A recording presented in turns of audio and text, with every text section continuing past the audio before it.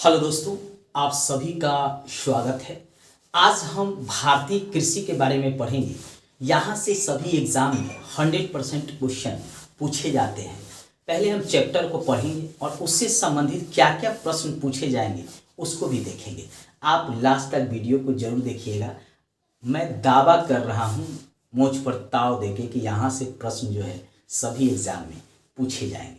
आप एक बार जरूर देखिए और फिर नोटिफिकेशन पर जाकर बताइए वीडियो कैसा लग रहा है।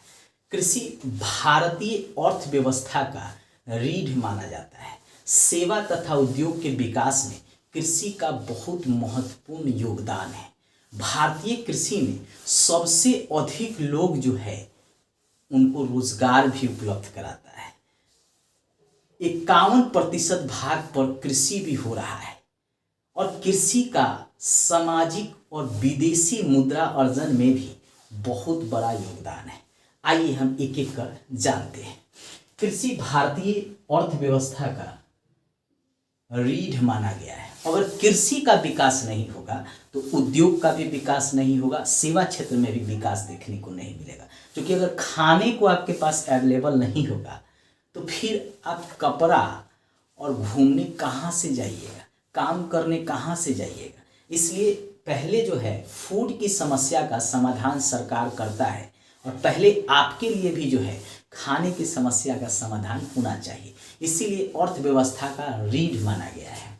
इसके अलावा सामाजिक जीवन और विदेशी मुद्रा का भी इसको आधार माना गया है। आप देखते हैं कभी कभी प्याज का दाम, टमाटर का दाम, दाल का दाम बढ़ जाता है तो क्या होता है, अर्थव्यवस्था में जो है हलचल पैदा हो जाता है। सरकारें जो है अस्थिर हो जाती है। सरकार को ऐसा लगता है कि जनता जो है विरोध शुरू कर देगा। और देखते भी हैं नेता सब टमाटर और प्याज जो है गर्दन में डाल डाल कर जो है घूमना शुरू कर देता है, क्योंकि उसका रेट जो है कभी कभी 200-300 किलोमीटर तक 200-300 रुपये तक हो जाता है। और ऐसी स्थिति में जो है सरकार को भी लगता है नहीं भाई, कृषि को सही ढंग से विकास करना है ताकि जो है खाद्यान्न का कीमत स्थिर रहे, यानी व्यक्ति की जो खाने की समस्या न आए, फूड हमेशा अवेलेबल रहे, ताकि जो है सरकार का विरोध जनता न करे। तो ये जरूरी है। सामाजिक जीवन का भी आधार है, विदेशी मुद्रा भी इससे प्राप्त होता है। इसके अलावा भारतीय अर्थव्यवस्था का रीढ़ माना गया है। अगर शरीर में रीढ़ को हटा दीजिएगा तो शरीर क्या होगा, खड़ा ही नहीं रहेगा, टूट जाएगा शरीर। उसी तरह इसको अर्थव्यवस्था का रीढ़ माना गया है। अब है 55% जनसंख्या कृषि कार्य करती है। पहले इससे ज़्यादा जनसंख्या करता था, लेकिन धीरे धीरे जैसे ही आधुनिक कृषि उपकरणों का विकास हुआ, जैसे ट्रैक्टर का, थ्रेसर का, इस सब का जो विकास हुआ, तो धीरे धीरे कृषि के क्षेत्र में जो लोग लगे हुए थे उसमें कम देखने को मिला, क्योंकि एक ही व्यक्ति जो है अधिक काम अब करने लगा था आधुनिक मशीनों, कृषि उपकरणों के द्वारा। तो उसमें अधिक लोगों का लगा रहना भी सही नहीं था। लेकिन प्रचंड बेरोजगारी भी कृषि क्षेत्र में अभी भी देखने को मिलता है। विदेश में जहां एक व्यक्ति जो है बहुत सारे कृषि उपकरणों का उपयोग करके कार्य करते हैं, वहीं भारत में जो है कृषि उपकरणों का अभाव है, जिसके कारण बहुत सारे लोग मिलकर एक छोटा सा भूमि पर कृषि करते हुए दिखते हैं। धीरे धीरे जो है आधुनिक मशीनों का विकास हो रहा है, कृषि उपकरणों का, और धीरे धीरे जो है कृषि क्षेत्र में काम करने वाले लोगों की संख्या घट रहा है।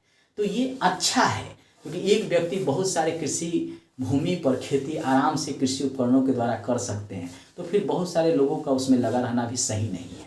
तो अब जो है आप देखेंगे कि गिरावट देखा गया है, यानी अभी भी जो है कृषि पर निर्भरता 55% है। धीरे धीरे इसमें भी कमी आएगी।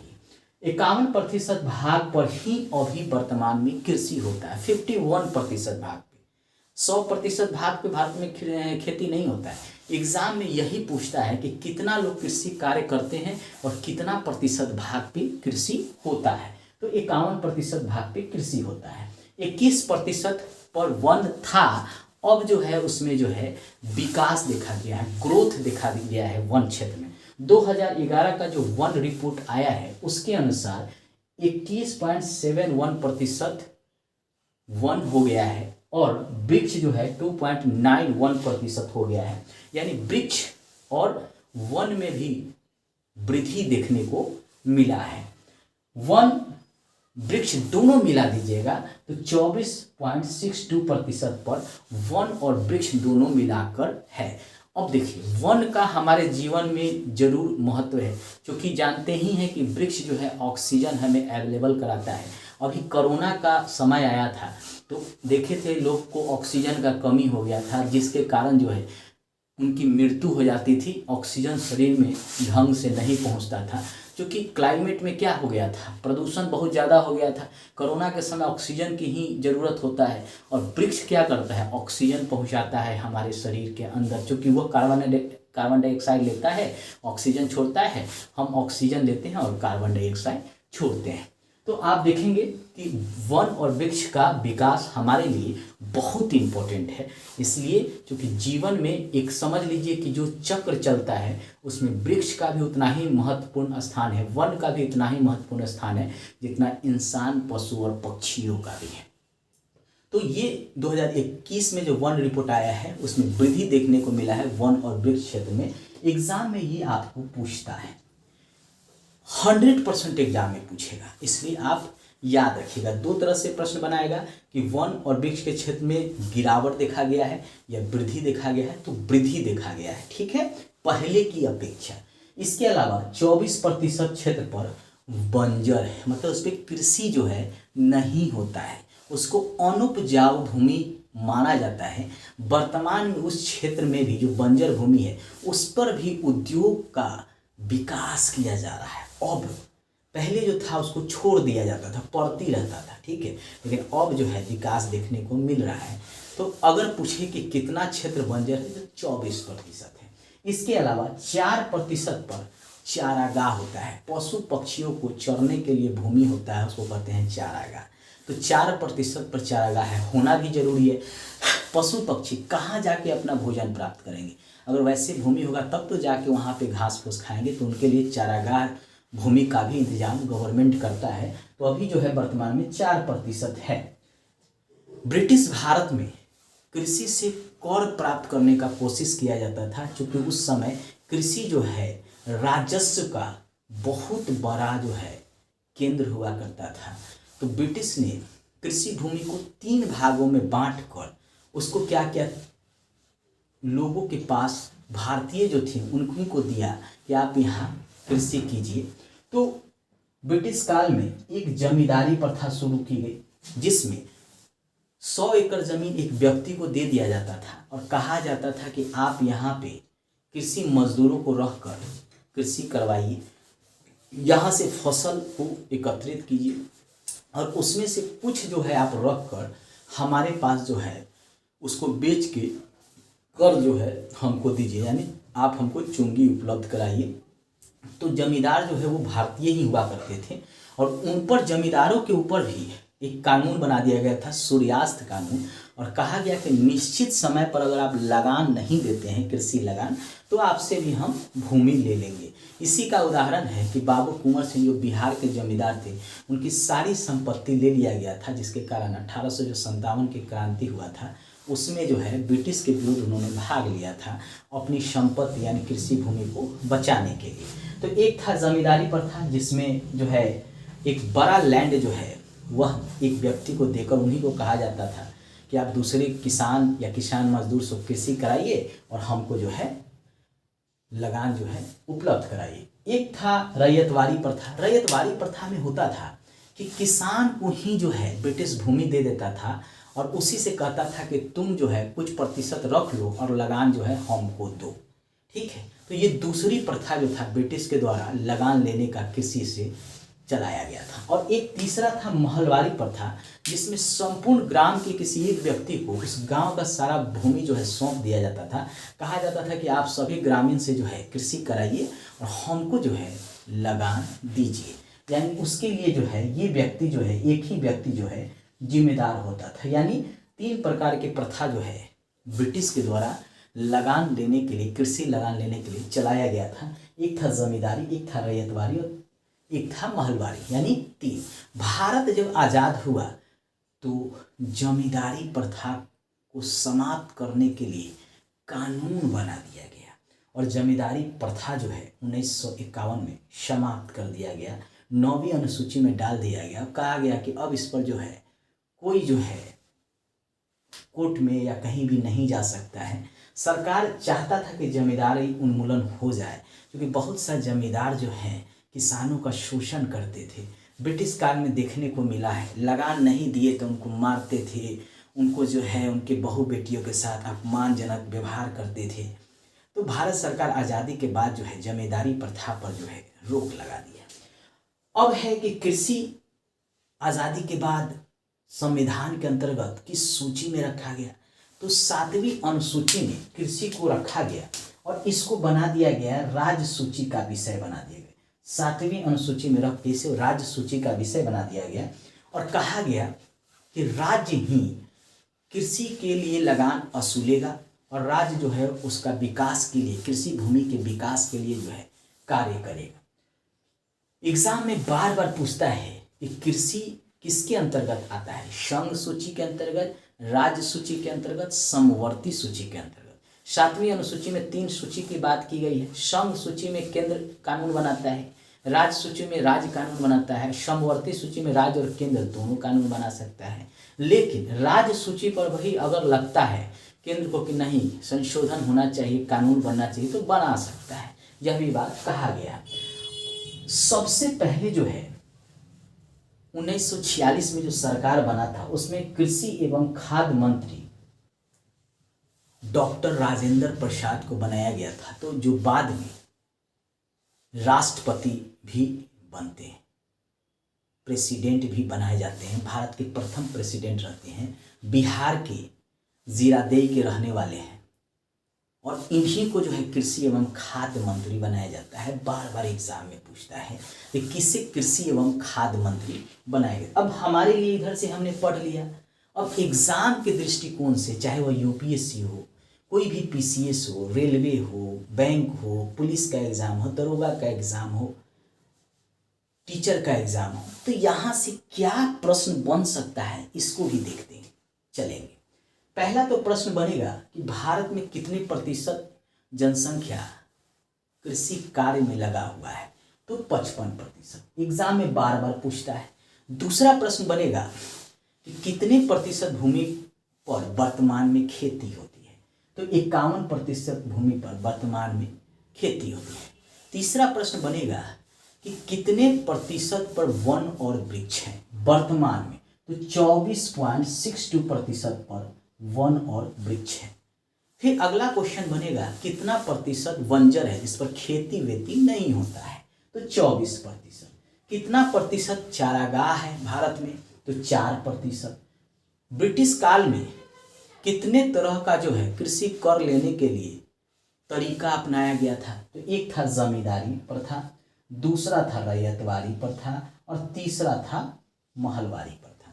तीनों के बारे में पूछेगा, जमींदारी प्रथा क्या है, रैयतवाड़ी प्रथा क्या है, महलवाड़ी प्रथा क्या है, तो हम आपको बता चुके हैं। अगला है कि कृषि को किसके अंतर्गत रखा गया है, तो राज्य सूची के अंतर्गत रखा गया है। कौन सा अनुसूची में है, तो 7वीं अनुसूची में है। बार बार ये प्रश्न जो है बन के आता है। प्रथम कृषि एवं खाद्य मंत्री किसे बनाया गया है, तो डॉक्टर राजेंद्र प्रसाद को प्रथम कृषि एवं खाद्य मंत्री बनाया गया था। तो इसको आपको याद रखना है।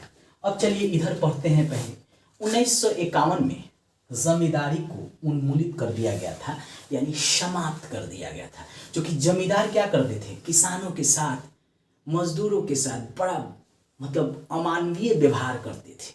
अगर सही समय पे लगान न दिया, चूंकि अकाल आ जाता था, महामारी आ जाता था, वर्षा ही नहीं होता था, तो कृषि कैसे करेंगे, क्योंकि कृषि वर्षा पे ही निर्भर था और वर्षा होता ही नहीं था कभी कभी, तो पूरा साल जो है कृषि होता नहीं है, तो किसान लगान देंगे कहाँ से। वैसे स्थिति में जो है जमींदार कहता था नहीं तुम लगान दो, नहीं हमको लगान दो।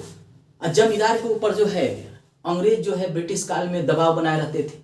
देश के आज़ादी के बाद जमींदार स्वयं भूमि के मालिक थे, तो चाहते थे ज़्यादा से ज़्यादा हम लगान लें। अब किसान के साथ बड़ी दुर्व्यवहार करते थे। सरकार ने जो है प्रतिबंधे लगा दिया। फिर भी भारत में अभी भी जमींदारी प्रथा देखने को मिलेगा, खासकर बिहार यूपी में अभी भी बहुत से लोगों के पास 100 एकड़ 200 एकड़ 500 एकड़ तक भूमि है। और उस पर जो है किसान या मजदूर को रख के खेती करवाते हैं। अब बड़ा कभी कभी बर्बरतापूर्वक उनके साथ व्यवहार होता है। सरकारें समय पर जो है इस पर काम कर रही भी हैं, आगे जो है इस पर ध्यान देंगी भी। भूदान आंदोलन, अब ये वो थे विनोबा भावे। अब उनको मन किया कि हो भाई, भारत में जिनके पास 1 कट्ठा जमीन नहीं है, आधा कट्ठा भी जमीन नहीं है, रहने के लिए उनके पास आवास की व्यवस्था नहीं है, भूमि नहीं है, तो कहाँ रहेंगे? लेकिन भारत के नागरिक हैं। अब बहुत सारे लोग पंजाब में, जो बांग्लादेश में जो विभाजन के बाद पाकिस्तान में चला गया, वहां से आया, अब उनका तो सारा संपत्ति वहीं रह गया। अब वो भारत में आए तो कहाँ रहेंगे? तो वैसी स्थिति में विनोबा भावे जी ने एक भूदान आंदोलन चलाया। उसमें जो कृषि लैंड के मालिक थे, जो जमींदार थे बड़े बड़े, उनको कहा, ए भाई थोड़ा सा जमीन दे दीजिए ताकि हम इस जमीन गरीब को बांटे, जिनके पास भूमि नहीं है, रहने का व्यवस्था नहीं है, वहां पे रहेंगे, आपको दुआ देंगे कि ये भाई आप दिन दुगना तरक्की कीजिए जमींदार साहब। तो भूदान आंदोलन में जो है विनोबा भावे को बहुत सारा संपत्ति मिला, मतलब भूमि मिला, संपत्ति का यहाँ अर्थ है। विनोबा भावे को तो भूमि मिल गया, बहुत सारे जमींदार जो है दिल खोल के अपना भूमि दिए, लेकिन वो भूमि का सही रूप से वितरण नहीं हुआ प्रशासनिक कारण से। अब वो भूमि जो है रह गया, तो सही रूप से काम न करने के कारण जो भूमि जिनके पास नहीं था उनको सही रूप से दिया नहीं जा सका। आज भी सरकार जो है बराबर बिहार, यूपी चाहे और जगह जगह देखते होंगे कि सरकार एक योजना चलाता है कि गरीबों को हम फ्लैट देंगे, गरीबों को हम भूमि देंगे, ये सब योजना सरकारें चलाती रहती हैं। तो यह शुरुआत किया था विनोबा भावे ने। बार बार पूछता है कि किसके द्वारा जो है भूदान आंदोलन की शुरुआत की गई थी, तो विनोबा भावे। नाम इनका याद रखिएगा, एग्जाम के दृष्टिकोण से इंपॉर्टेंट है। अगला है कृषि में सुधार के लिए। देश जब आजाद हुआ तो हमारी जनसंख्या तेजी से बढ़ रहा था और खाने का जो है काफी समस्या था। तो प्रथम प्रधानमंत्री पंडित जवाहरलाल नेहरू ने दिमाग लगाया, सोचा कि भाई किसान को हम क्या क्या उपलब्ध करा सकते हैं जिससे प्रति हेक्टेयर उत्पादन बढ़े, अन्न की समस्या खत्म हो, खाद्यान्न की समस्या खत्म हो, बढ़ती जनसंख्या को जो है हम भोजन करा सके। तो प्रथम पंचवर्षीय योजना ले आए, 1951 में शुरू किया गया। अब 5 साल के लिए ये था, 56 तक चला। अब 56 तक तो चला, अब किसी न किसी को कार्यभार तो दीजिएगा कि इस योजना को है सही रूप से चलाएं। तो इसके लिए दिया गया था, हेराल्ड डोमर मॉडल पर यह आधारित था यह योजना, और इन्हीं को दिया गया था कि कृषि में विकास के लिए आप क्या क्या कर सकते हैं कीजिए। मतलब उच्च प्राथमिकता जो है कृषि को दिया गया था। तो सबसे पहले इन्होंने देखा कि भारत में नहर का विकास नहीं है, सिंचाई के लिए पानी ही नहीं उपलब्ध है। अब पंपिंग सेट उस समय था नहीं, किसान के पास पैसा है नहीं, तो पंपिंग सेट जो है कहाँ से गरवाएगा। तो उसके लिए नहरों का विकास किया गया। तो उस समय 3 नहर तेजी से विकास किया गया। उस 3 नहर में सबसे ज्यादा आप देखेंगे भाखरा नागर, उसके बाद ब्यास, उसके बाद दामोदर परियोजना। ये 3 को शुरू किया गया कि कृषि के क्षेत्र में जो पानी की समस्या है उसको भी खत्म करेंगे, और बाद में इस पर डैम बना के बिजली भी उत्पादन करेंगे। क्या दिमाग लगाए थे जवाहरलाल नेहरू। जैसे अभी जो है उन्हीं के वंश के राहुल गांधी हैं, पैदल मार्च कर रहे हैं। कांग्रेस की स्थिति दिन पर दिन जो है गिरावट देखा जा रहा है, तो उसका विकास के लिए जो है पैदल मार्च जो है कन्याकुमारी से जम्मू कश्मीर, भारत जोड़ो योजना। तो हमेशा नेता जो है कुछ ना कुछ करते रहता है, पार्टी के भी विकास के लिए, समाज के भी विकास के लिए, देश के भी विकास के लिए। तो जवाहरलाल नेहरू का यह बहुत अच्छा काम था। और कृषि के क्षेत्र में ग्रोथ रेट निर्धारित किया था जीडीपी 2.1 का। अब वृद्धि देखा गया 3.6% जीडीपी देखने को मिला कृषि के क्षेत्र में, यानी विकास हुआ प्रथम पंचवर्षीय योजना में, यानी वृद्धि देखने को मिला कृषि के क्षेत्र में। और कर्ता धर्ता कौन थे? प्रथम प्रधानमंत्री जवाहरलाल नेहरू। बार बार एग्जाम में प्रश्न पूछता है कि कृषि को उच्च प्राथमिकता किस पंचवर्षीय योजना में दिया गया था? तो प्रथम पंचवर्षीय योजना में। कौन थे प्रधानमंत्री? तो जवाहरलाल नेहरू थे। उस समय जो है कौन मॉडल पर आधारित था? तो हेराल्ड डोमर मॉडल पर आधारित था। कितना वृद्धि लक्ष्य कितना निर्धारित किया गया? तो 2.1। लक्ष्य से अधिक कितना रहा? तो 3.6 का रहा। इसमें कौन कौन सा परियोजना शुरू किया गया था? भाखड़ा नागर परियोजना, ब्यास परियोजना और दामोदर परियोजना। ये बार बार पूछता है एग्जाम में, तो एग्जाम के दृष्टिकोण से भी देखना है कि हमारे लिए क्या क्या इंपॉर्टेंट है। दावा ठोक के कह रहे हैं यहाँ से प्रश्न 9 आए ना तो हम मूछे मुड़वा देंगे। 100% इतना दूर में से आएगा। आज के वीडियो से आप देख के जाइएगा। अगला है हरित क्रांति की शुरुआत की गई। अब प्रथम पंचवर्षीय योजना तो शुरुआत हुआ, देखा गया कृषि में विकास हुआ, तो अलग से एक हरित क्रांति लाया गया और कहा गया कि नहीं, और खाद्यान्न के विकास के लिए हम तेजी से काम करेंगे क्योंकि जनसंख्या हमारा बढ़ रहा है। तो हरित क्रांति जिसे ग्रीन रेवोल्यूशन भी कहते हैं, और इसको सबसे पहले विश्व में नॉर्मन अर्नेस्ट बोरलॉन्ग के द्वारा शुरू किया गया था। बार बार इनका एग्जाम में नाम आता है कि किसके द्वारा शुरू किया गया था, तो बोरलॉन्ग के द्वारा शुरू किया गया था। जन्म हुआ था इनका यूएस में, लेकिन कार्य किया था इन्होंने मैक्सिको में गेहूं के प्रति हेक्टेयर उत्पादन बढ़ाने में। और ये जो है आपको काफी बार एग्जाम में पूछा है कि विश्व में हरित क्रांति ग्रीन रेवोल्यूशन की शुरुआत किसके द्वारा किया गया था, कौन सा वैज्ञानिक था, तो नॉर्मन बोरलॉन्ग के द्वारा। यह भी पूछता है कहाँ जन्म हुआ था, तो यूएस में। कहाँ उन्होंने गेहूं के विकास पर अधिक कार्य किया, तो मैक्सिको में। अपने देश में नहीं, उसके नीचे जो मैक्सिको है अमेरिका में, सबसे ऊपर कनाडा, फिर यूएसए या फिर मैक्सिको, वहां जाके गेहूं के क्षेत्र में इन्होंने कार्य किया था। अब अगला प्रश्न पूछता है भारत में कौन हरित क्रांति के जनक माने गए हैं, तो जान लीजिए। भारत में हरित क्रांति की शुरुआत 1967-68 में किया गया था। टाइम पीरियड भी पूछता है कब, तो 1967-68 में। और अध्यक्ष बनाया गया था एम.एस. स्वामीनाथन को, इन्हीं को नेतृत्व दिया गया था। यानी भारत में हरित क्रांति के जनक एम.एस. स्वामीनाथन को माना जाता है। इन्होंने गेहूं और चावल के उत्पादन पर काफी जोर दिया। गेहूं का तो उत्पादन बढ़ा, लेकिन चावल उतना प्रति हेक्टेयर उत्पादन नहीं बढ़ा था। इसका भी कारण उन्होंने बताया है कि किसान थे अशिक्षित। संकर बीज तो लाए, लेकिन उसको चाहिए था अधिक पानी, अधिक खाद। सही समय पे किसान दिए नहीं। किसान वर्षा पे निर्भर करेंगे कि इंद्र महाराज जो है खुश होंगे तब बारिश होगा। अब बीज बो दिया, इंद्र भगवान जो है खुशे नहीं हुए, बारिश से नहीं की, हो गया सूखा। पंपिंग सेट की व्यवस्था था नहीं, नहर की व्यवस्था था नहीं, पानी मिला नहीं, फसल हुआ नहीं, प्रति हेक्टेयर उत्पादन बढ़ा नहीं। लेकिन कुछ राज्य के किसान चालाक थे, जैसे पंजाब, हरियाणा, यूपी, पश्चिमी यूपी, तमिलनाडु, आंध्र प्रदेश। यहाँ के किसान थे चालाक। इन्होंने जो है उचित संकर बीज, उसके बाद पानी की व्यवस्था कर लिया, खाद की व्यवस्था कर दिया। कब देना है पानी, कब खाद, ये भी जानते थे। तो यहाँ प्रति हेक्टेयर उत्पादन काफी देखने को मिला, लेकिन अन्य राज्यों में जो है इससे हानि हुआ। अगला हरित क्रांति की शुरुआत करने से पहले भारत में जो यहाँ के प्रधानमंत्री, उन्होंने क्या किया कि पहले जो है किसानों को कॉल सेंटर के द्वारा जानकारी दिया, कब पानी देना है, कब जो है खाद देना है, कब जो है उसको उचित तरह से उनका देखभाल करते हुए कार्य करना है। यानी द्वितीय हरित क्रांति जब लाया गया, यह था 1983-84 का पीरियड, और इसमें जो है सभी फसल के विकास पे जोर दिया गया।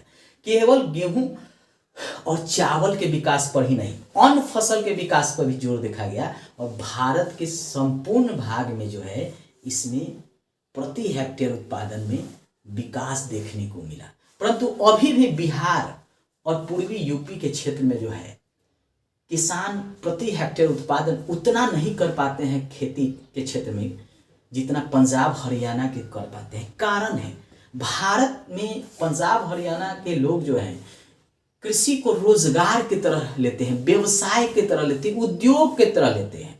और इधर के लोग जो है अगर कृषि करते हैं तो उनको हीन भावना से देखा जाता है। सोचा जाता है इसको काम धाम नहीं मिल रहा है ना, तो ये कृषि कर रहा है।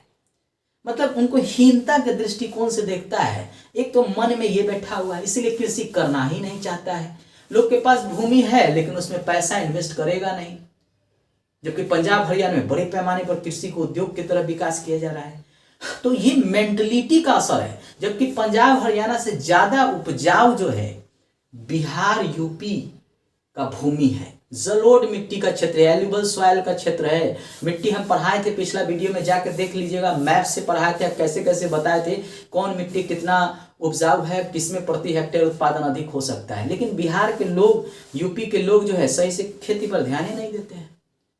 उसके आसपास नीचे भी चले जाइए तो सीधी सी बात है, मेंटलिटी का असर है, जिसके कारण जो है प्रति हेक्टेयर उत्पादन नहीं बढ़ रहा है, कृषि के क्षेत्र में विकास नहीं हो रहा है। राज्य सरकार कार्य कर रहा है, पंपिंग सेट फ्री में दे रहा है, समय पर पानी भी नहीं होता है तो उसके बाद डीजल अनुदान देता है, तरह तरह के बीज भी उपलब्ध करा देता है, खाद भी उपलब्ध, लेकिन किसान सही से करना ही नहीं चाहते हैं। और एक चीज और समस्या है, प्रशासनिक दृष्टिकोण से भी जो है देखा जाता है कि कमी है, क्योंकि प्रशासन जो है सही से जो है बीज, खाद और डीजल अनुदान जो है सही से उपलब्ध किसान को कराता ही नहीं है समय पे, जिसके कारण बिहार और यूपी के क्षेत्र में कृषि जो है पिछड़ा हुआ है।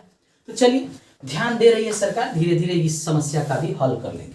सभी फसल के विकास पर जोर दिया गया है, संकर बीज, खाद, पानी, किसानों को उचित जानकारी।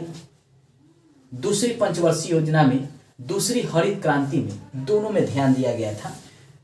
83-84 में जो है द्वितीय हरित क्रांति लाया गया था, इसमें काफी इस चीज पर जोर दिया गया था। अब एग्जाम के दृष्टिकोण से क्या क्या इंपॉर्टेंट है इसको भी जानते चलिए। देखिए, पहला तो पूछता है जमींदारी उन्मूलन कब हुआ, तो 1951।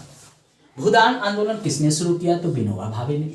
प्रथम पंचवर्षीय योजना कब शुरू किया गया, तो 1951 में। कब तक था, तो 1956 तक। इसमें उच्च कृषि को उच्च प्राथमिकता दिया गया।